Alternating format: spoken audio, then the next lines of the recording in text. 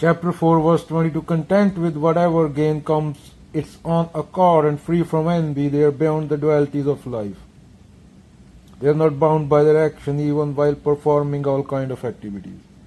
बंधन में नहीं होते ना संत लोग, बहते रहते हैं नदी की तरह, विरोध नहीं करते, ऑपोजिट डायरेक्शन में नहीं जाने की कोशिश करते। साधु जन रमता भला दाग न लागे कोई, बहता पानी निर्मला बंदे सो गंदा होए कबीरा। विरोधाभास नहीं होता,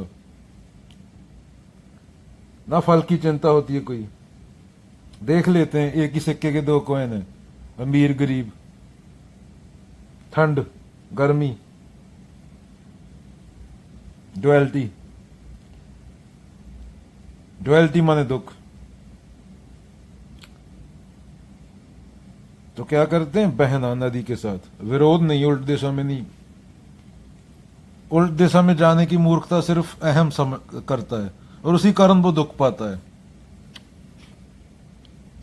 Knows clearly that he has nothing to gain or lose by action or inaction because he is united with ब्राह्मण, आत्मा, परमात्मा, जो भी कुछ बोल सकते हो, सत्य।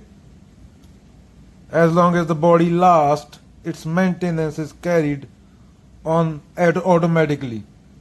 कोई कीड़ा कुत्ता मकौड़ा वो भी प्रकृति में अपना जी लेता है ना, हमें सर्वाइवल का ज्यादा पड़ा रहता है। इंश्योरेंस चाहिए, ये चाहिए, वो चाहिए, कल कुछ हो गया, कल की चिंता में आज जी नहीं पाते। हम कहाँ जीते हैं? 20 साल बाद क्या होगा, 30 साल बाद क्या होगा, जब मैं 70 का होऊंगा तो क्या होगा? सिर्फ 7% जनता है जो 70 की होती है, पहले टपक लेती है। कितने लोग 70 के होते हैं? 93% तो पहले टपक लेते हैं। 30 से 60 बर्बाद किए, 30 जवानी के, कि 70 की उम्र में क्या होगा। वारेन बफेट बोलता है saving sex for old age. जिस देश में बुद्ध, महावीर, बाबा नानक, भक्त कबीर, भक्त रविदास पैदा हुए, उस देश में पहले तो औरतें वैसे गुलाम थी, अब बॉडी आइडेंटिफाई करके उनको पूरा गुलाम कर दिया। ये मुंह पे मेकअप करते रहो, ये वो देश की हालत है। यहाँ पे बुद्ध और महावीर और बाबा नानक पैदा हुए। यहाँ पे बाबा नानक ने बोला, पवन गुरु पानी पिता माता तरतम हत। उस देश में टूरिस्ट आते हैं दिल्ली में तो सांस लेने और पानी पीने से बीमार हो जाते हैं। ये उस देश का हालत है। भाई तुम कोई पशु नहीं हो कि कोई किसी ने दुकान खोल लिया, कोई उस पर आगे लिख दिया ये धार्मिक स्थान, और वो तुम्हें बता रहा है आज ये करना है तो तुम हमारे धर्म के हो। ये जो यहां पे बैठा है, ज्यों तिलमाही तेल है, ज्यों चकमक में आग, तेरा साईं तुझ में जाग सके तो जाग, ये उसका और पूरी प्रकृति का अपमान है। क्योंकि तुम पशु नहीं हो।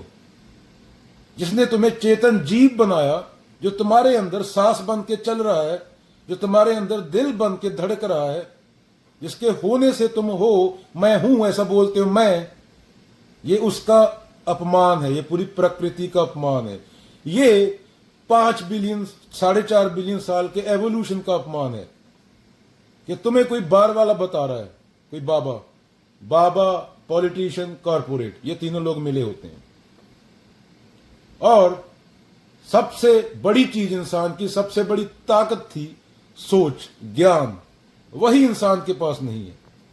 जितना बड़ा मूर्ख उतना ज्यादा फेमस, जितना बड़ा बलात्कारी उतना ज्यादा फेमस।